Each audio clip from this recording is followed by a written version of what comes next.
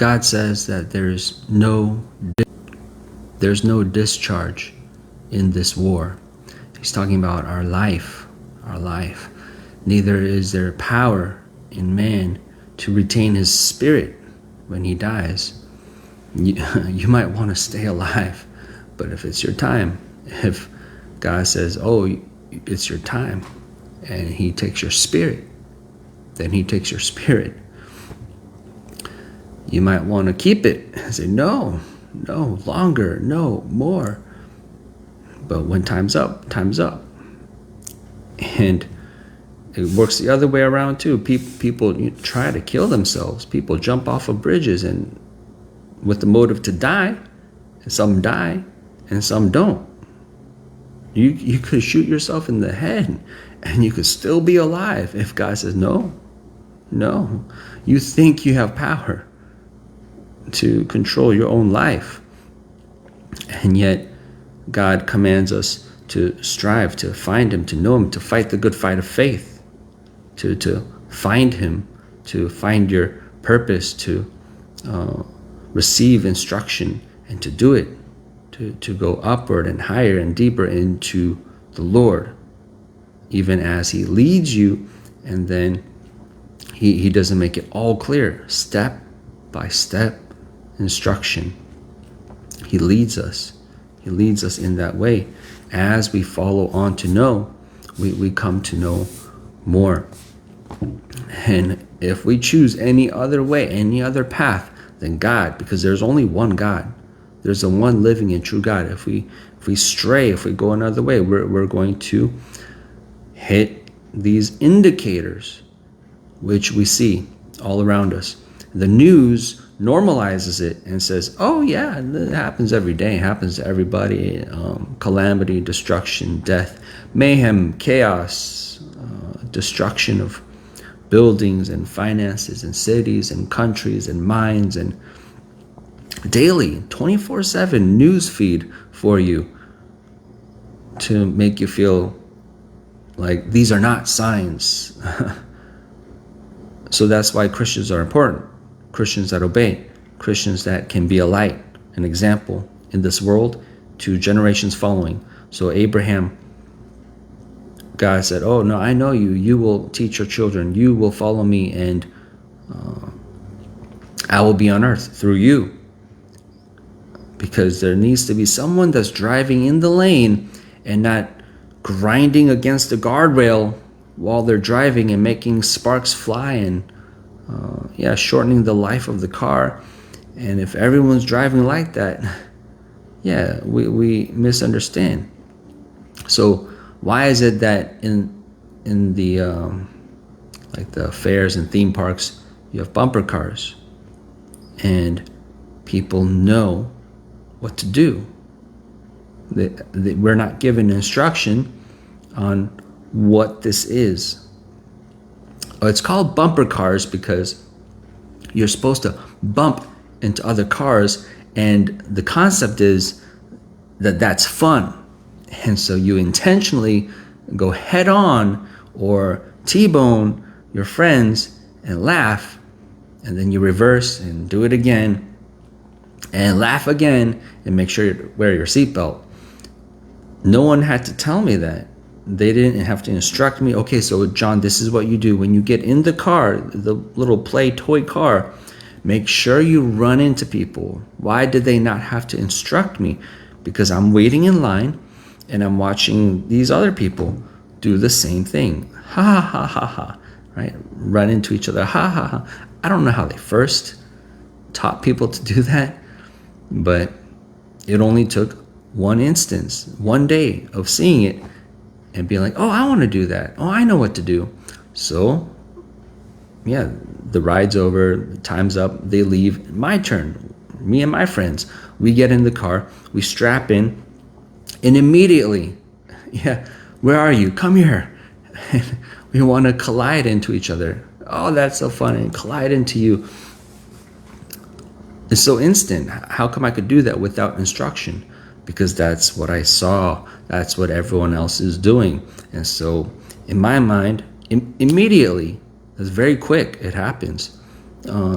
I don't have to read a whole book on the theory of bumper cars and how they work and why we should drive them into each other, and the theory of how it's fun and stimulating and the reasons why we should do it. I don't have to read through all that. Just see it and do it.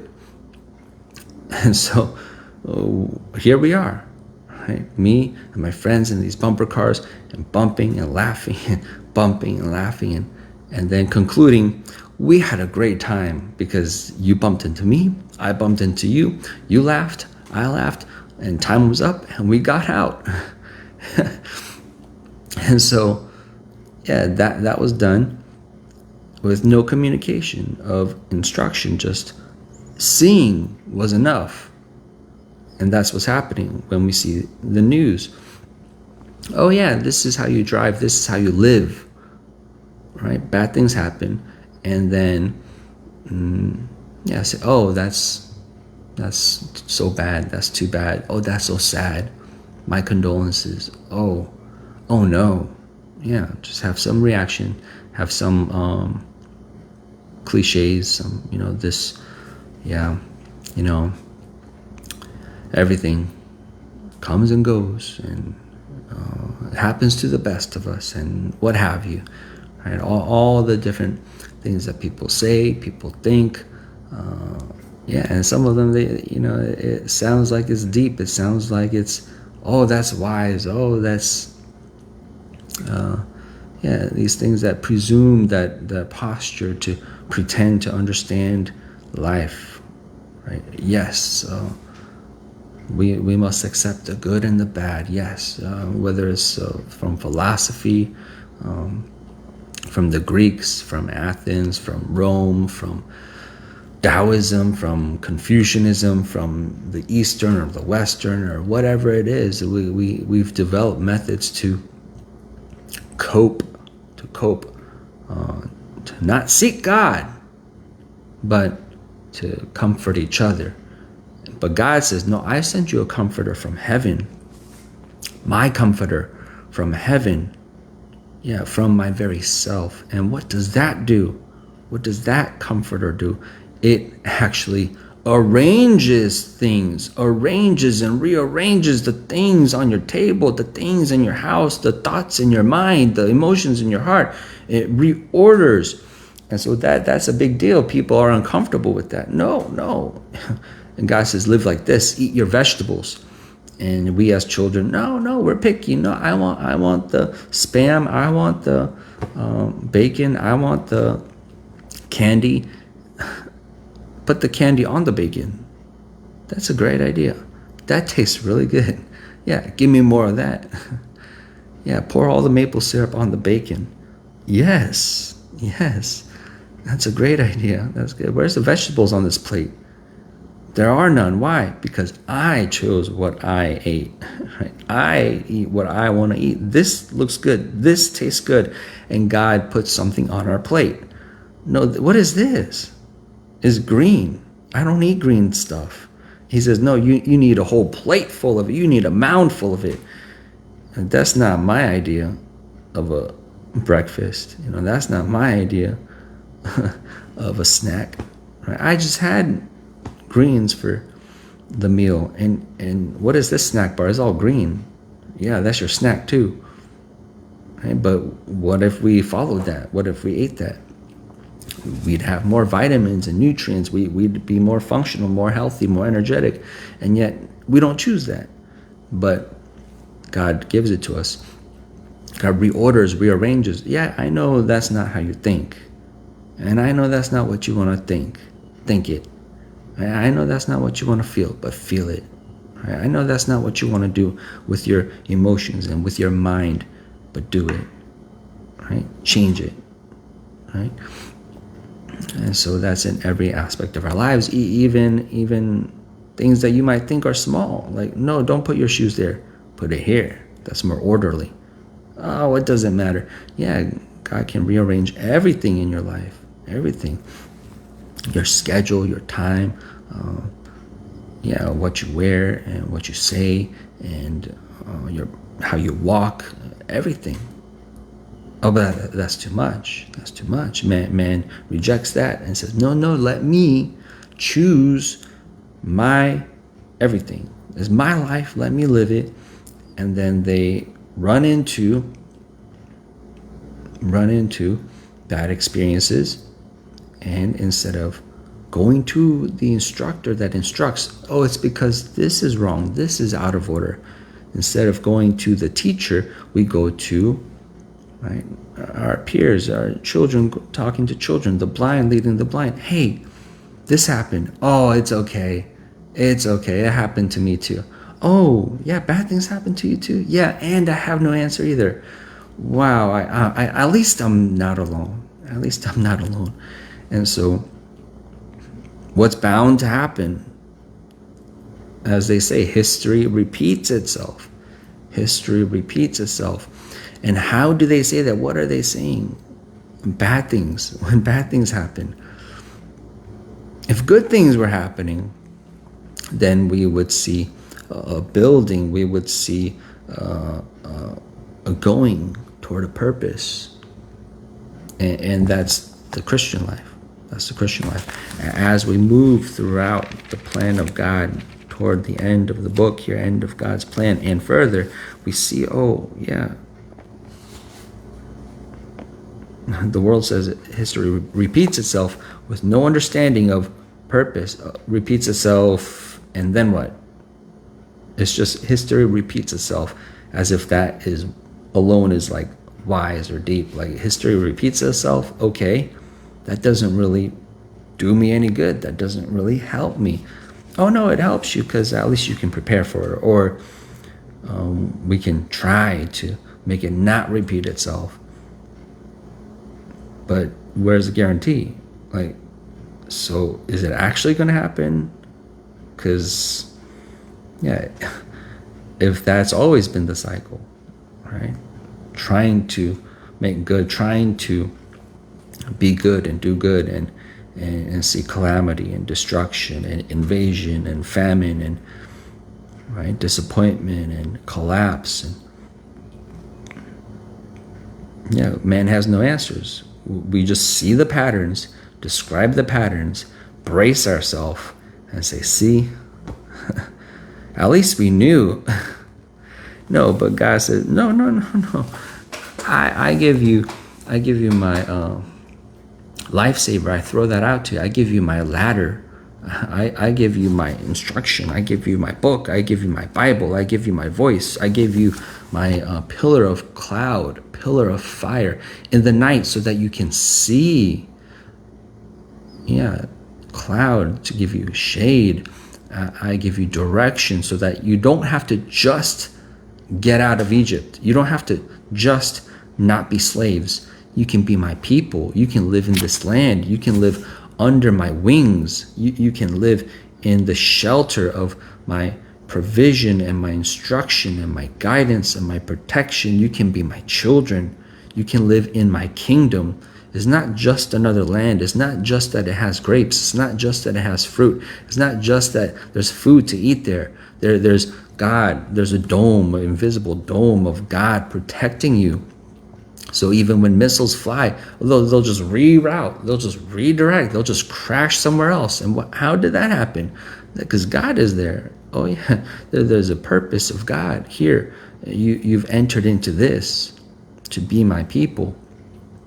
And so we fight that war. Yeah, finding God, seeking God, and not just to struggle to stay alive so that we can be confused for longer and then die in the same state, not really having gone anywhere. No, when you seek God, when you get closer to God, then you're becoming, then you're pursuing, then you're departing your old self and entering into this new self, into the calling where God is calling us to, into himself, more wise, more excellent, more beautiful, more shining, more expressing God, more one with him. And so we continue to do that. And look, God in Deuteronomy chapter 20, he's showing us, when you go out to battle against your enemies and see horses and chariots and a people more than you, be not afraid of them. Why?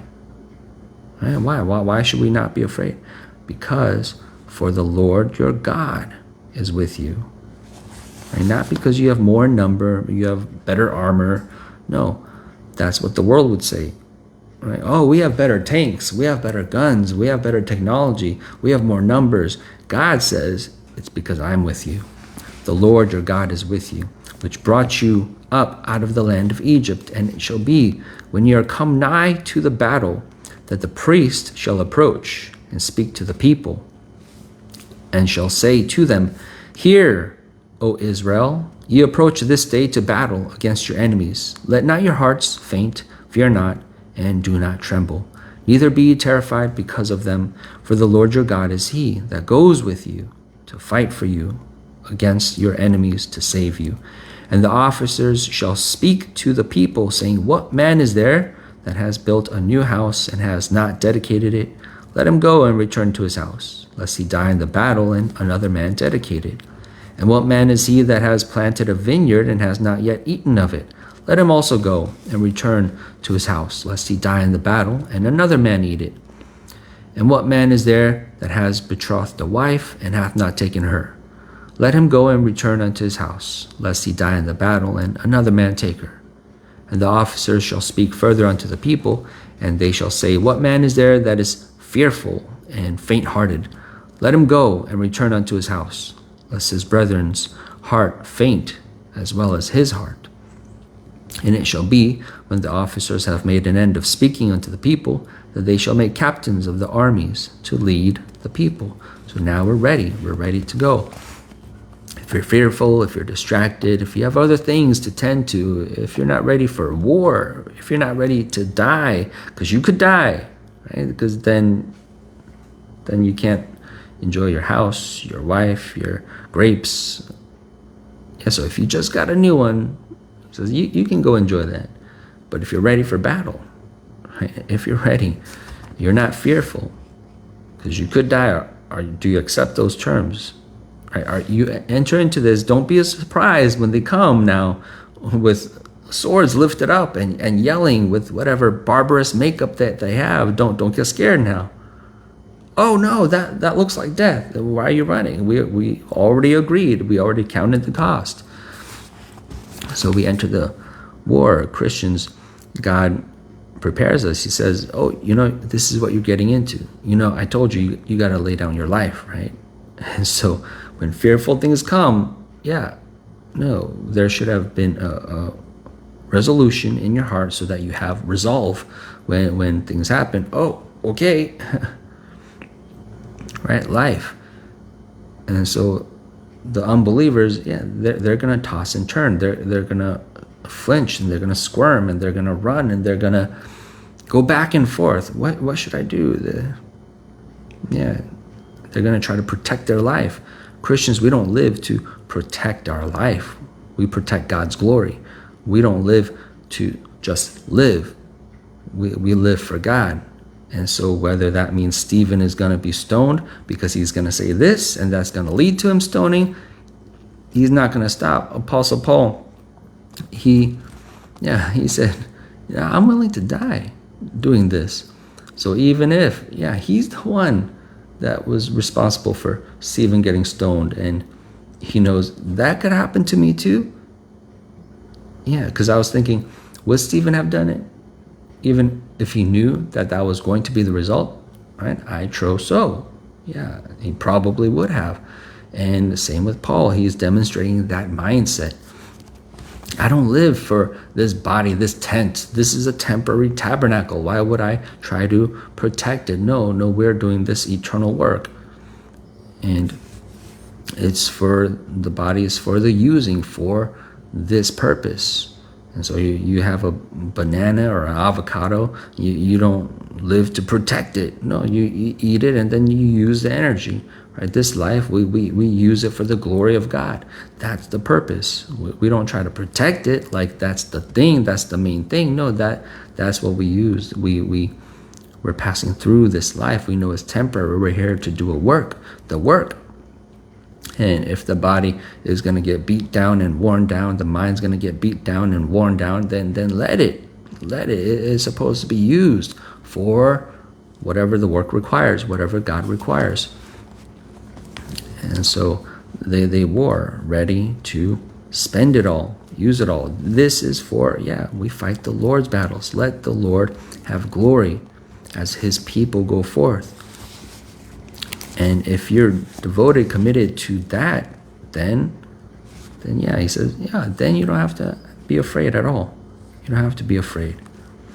When you come nigh unto a city to fight against it, then proclaim peace unto it. And it shall be, if it make you answer of peace and open to you, then it shall be that all the people that is found therein shall be tributaries unto thee, and they shall serve thee. And if it will make no peace with thee, but will make war against thee, then you shall besiege it. And when the Lord your God has delivered it into your hands, you shall smite every male thereof with the edge of the sword. But the woman and the little ones and the cattle and all that is in the city, even all the spoil thereof, shall you take unto yourself, and you shall eat the spoil of your enemies, which the Lord your God has given you. The Lord has given it to you, which the Lord your God has given you. So God's reminding us, you won the war, you fought these enemies, and now you have this spoil. And it's very easy to feel like, yes, I got it, I want it, it's mine, as if it was by your own effort.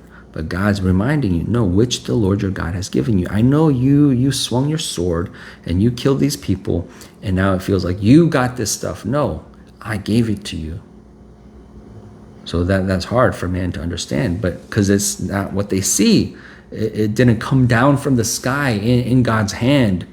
That would be easy to acknowledge. Oh, God, thank you. It came directly out of your hand. But God is saying, no, even what you win with your hand, I gave it to you. Everything that you get, you receive from God. That takes faith to see, to understand, to acknowledge. And I missed it over here in the verse preceding. Verse 13. When the Lord your God has delivered it into your hands, right? If you make war, if you speak peace and they reject it, then you go to war and you take it. The Lord has given it, right? You besiege it. When the Lord your God has delivered it into your hands, when you win a war, that's the Lord that gave you the victory. I know you might not see it or believe it, because it took much effort on your part to fight, to win, to prepare for the battle. You put on the shin guards, you put on the helmet, you trained and learned how to swing the sword, and you made the bow, and you put the string on the bow, and you put the arrow in it, and then you pulled it back and you shot it, and then that guy died. It feels like you caused it all. But God's saying, no, I delivered it into your hands. You shall smite every male thereof with the edge of the sword. And then after you do that, all the spoil, I gave it to you. And so, that's something for us to learn and accept, that even today, as we do our work, today, everything that we receive, that we see, that we enjoy, that comes in, it's all God. It's all God. So whether you win and get something, or you lose and you learn something, right? It's all God. You're receiving it from God, because you could fail and then not learn. You could, win a war and then there'd be no spoil. You could win a war and then die, right? Oh, we got just one guy left to kill, and then he kills you, and then someone kills him, right? Oh, I couldn't enjoy the spoils. Anything can happen. God makes good happen to you. So that's why we serve him, obey him. That's why we stay in line, obey, because he's been telling us, right, through little things. Oh, why did that happen? Why is that off? Why is this wrong? And so he's telling us, in the day of prosperity, rejoice. In the day of adversity, consider. And as we consider, he gives us the thought. He lets us know, because we're obeying his word. God, you told me to consider, and then he'll tell you. You told me to repent, and then he'll forgive you. You told me to forgive, and then Yeah, he'll restore. And you told me to, right? Whatever he tells you to do, that's how you live your life. Then you're not going to see the same life. Your car is not going to experience the same consequences as the ones that are driving against the guardrail and falling off the mountain, and the ones that are hitting the stop signs to stop and bumping into things as they go. There's cars as you drive, you see the dents in the car. You see, oh, that car was T-boned yesterday or last week or some time ago, because the evidence is still there. The marks are still there. Oh, his headlights out. He must have ran into a deer. Yeah, his bumpers is caved in and it's like warped and it's protruding out this way. Yeah, they hit something, and you see people the same way. Oh, something happened. Yeah, this happened. They drive like this. They live like this. And then you see cars that don't have signs of that. Right? Oh, it looks new. It's not. They had it for years. They just washed it, and they just don't hit things as they drive. They learned how to drive. They learned how to yield, to stop. Oh, the car wants to go. The right of way is mine, but I mean, I could just insist, saying, well, the right of way is mine. Who are you to boom? Man. Right? So, people learn to drive with that balance of, okay, follow the law, the rules of the road. You stop here, you go here, and you have the right of way, go. And then sometimes other people are not really, oh, what's that guy doing? Zoom, he just passed through the stop sign. Yeah, good thing you were watching and you didn't insist on, no, I have the right of way. Because, some people do that, right? And some people are going to, right? Okay, these people, he's driving at this speed. Okay, I don't think he's stopping. Okay, let him go, right? Oh, that could have been you. And so, these exceptions, how would you have known? Right? If you just follow the rules, then, so there's that handshake between wisdom, right? Wisdom and knowledge, and then how do you apply the knowledge? And God gives that mind to people. God speaks to people, to the ones that walk with him, the ones that war with him, to the ones that acknowledge him in all his ways, so that we can say, it's by the grace of God I can swing the sword. It's by the grace of God that we're receiving the spoils. And he lets us live another day and to fight another day. He lets us, right, to increase in our skill. He lets Benaiah be Benaiah so that he can be all the way at the end of the book and not like others who fell off and others who died and others who, right, they saw different ends.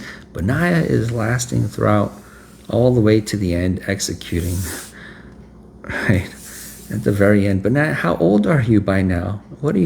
You're still active and functional and trustworthy and loyal, and you're right there, right? That's the guy I'm impressed with, Benaiah, because he's just there. He's just throughout, and he remains in good standing, and not like Joab, who makes us sad and cringe. And Joab, why? But you there could have been better for you. You had so much potential. You were strong and you had capacity. Don't do that. Don't say that. No. And you see, he's taxed. He's very stressed out at the end of his life. We don't have to be like that. No, God shows us. God gives us eyes to see, a mind to understand. A little bit to the left. You're a little bit out of the lane, and you're gonna hit the ditch. Or you feel the bumps, that means you're driving on the lane demarcation. Turn a little bit more to the right. Okay, now you're veering a little bit more to the left, and that's how we drive. You manage the car, every moment, every movement. So For a brief while, you could take your hands off the wheel, but what happens? Oh, you see, it needs maintenance. It needs maintained control. And so that's what Apostle Paul said. No, I keep my body under subjection. I keep my hands on the steering wheel. This body, we don't just let it go. We don't just let it go anywhere. This mind, we don't just let it go anywhere. No, because there's a lane. There's a will of God, and it's curving, it's turning. Yeah. So when I went to Boston, I wasn't old enough to drive. But I grew up in Los Angeles. In Los Angeles, everything's a grid. It's just 90-degree turns. A lot of the city is like planned out. So you have just squares, blocks, and then the roads are north and south and east and west. And it's very easy to know. If you're going north and you take a right turn, then now you're going east. But in Boston, it's an old place. So they preserved a lot of just the roads, and it probably grew more organically. And so you got these roads that you wonder as you're driving on the road, where are you taking me? Where are we going? Because the road might start off going this way, but end up curving this way and that way, and then it's in that direction. And you don't know how many turns you took, how many degrees is the turn. So you don't really know. Am I still going north? Yeah. It's just turning, it's curving. And so as I was sitting in the car as a passenger, I noticed that, like, wow, it'd be hard to drive here. Because I'm just trying to, without even driving, trying to understand now where are we? Are we north of that city that we came from? Or is this east? Where do we end up? It's hard to understand. It's easier to drive in those grid-like patterns. It's just straight, and then you take a turn, and then it's straight. But life is more, it's organic like that, just like curves and subtle turns, and it's easier to let your hand off the steering wheel when the road is straight. But if it's curving a little bit, then you got to keep your hand on the steering wheel, and then curves more, and you have to stay with the road. That's how the will of God is in our lives. It's not just set it and forget it. It's not just, these are the laws, now go, and you don't need to be talked to anymore. No, he's going to keep talking to us. The Gibeonites are going to come, and they're gonna say, we come from very far country. We came on a very long journey, and we're not from around here. We're from a place that's very far away.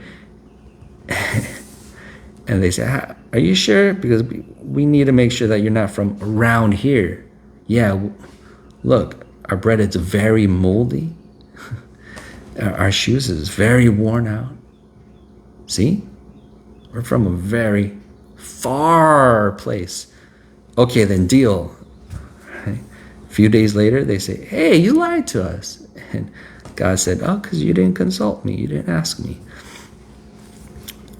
Right? But we were victorious in these wars, and we won here, and we won there, and and still ask, still walk with me, still humbly ask God about this decision.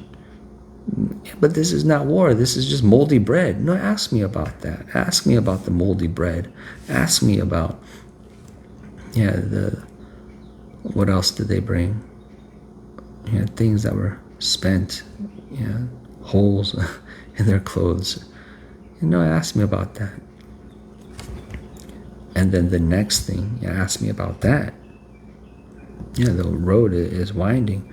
Now the will of God is this, and now it's this. Now go to Macedonia, and now don't go to Jerusalem. Ask me. I'll lead you. I'll give you a dream. I'll tell you. Right? So, because the will of God, reality, it's beyond what's seen. So we see, and then we ask God. We see when we check in with God. We see, and we don't act on that. or we temporarily do. We do it with an openness to knowing, okay, God can redirect. God can say, this is not what it is. And so that's how we live, by faith.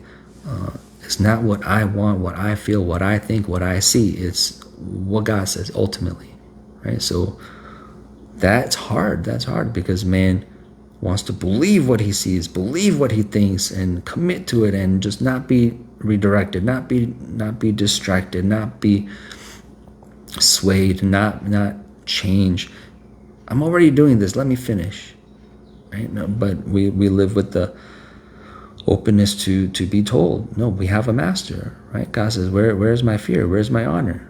Right? Am I not your father and your master? Let me tell you. Okay, no, stop that. No, that's wrong. No, go here. No, now go this way. But I thought you said, no, now it's this. Okay, and now do that. But I thought you said, yep, again, right? Change again. Let him tell you again. Yeah, and you really thought it was? Oh, no, now it's this. And so you keep following because that's what you do, right? If you had a military commander, that's what you do. With the authorities at work, they say, okay, use the hammer, now use the wrenches. Oh, for the same job? That doesn't make sense. No, but that's how we're going to do it. Here you go. Right? From corporate, they sent wrenches. Use it. Right? You use it. Why? Because, yeah, they can back up what they say. They can enforce it. Oh, that's policy. And dare you not do it, they're going to say, yeah, come here. Right? You're going to get written up. You're going to be seen, talked to in the office. And, yeah, they might dock your pay. They might kick you out. And no. You like working. You like the paycheck. You're going to keep doing it. Okay, wrenches. Okay, we're hammering with wrenches. All right, then. Doesn't seem right, but we'll do it, right? And, yeah, in the world is not a complete example because it might actually be bad. But with God, things that don't make sense, you're going to bring a jar to war. It's going to work out. Just trust God, right? All right, I brought a clay jar to war. Yeah, you're going to feel foolish. You're going to think foolish thoughts, but just hold that jar. You're not only going to win the war, you're going to be a sign for generations to come. You're going to be written in the book. Yeah, people are going to study and meditate what you did, and they're going to draw from that. They're going to eat from that because of your obedience to God. Oh, look at how they warred. Oh, look at what we can take away from that. Oh, look at how encouraging that is. Oh, look at how deep that is. Oh, look at the purpose of God. Look at God. Oh, yeah, we see God through their obedience, through the obedience of the 300. Yeah, we can see God. Oh, look at the work of God. Look at the plan of God. More of God is revealed because of their obedience beyond themselves. So that's what we do. That's how we live. Today, tomorrow, yesterday, every day, in our mind, and this thought, and that thought, and the next thought. We're trying to fill. We're trying to fill it all. Everything. Anywhere where God is not yet, we want God to touch that too. We want God to fill that too. We want a total replacement because we want good order. We want good things to happen. And for good things to happen, you need to have the good causes, to have the good effects. You need to have the good understanding, to have the good outcomes, to have the good behavior. So what's good? God alone is good. And so we want God to come into our lives, rearrange, reorder everything. Yeah, acknowledging, I just have this in place, just, because I thought the chair should go here, the table should go here for now. But God, right? But God. And then he's going to tell you, move it there, move that 3 inches to the left and move that. That's good. That will let the air flow. That will let the wind in. That will let me work through you. And so we surrender more and more every day.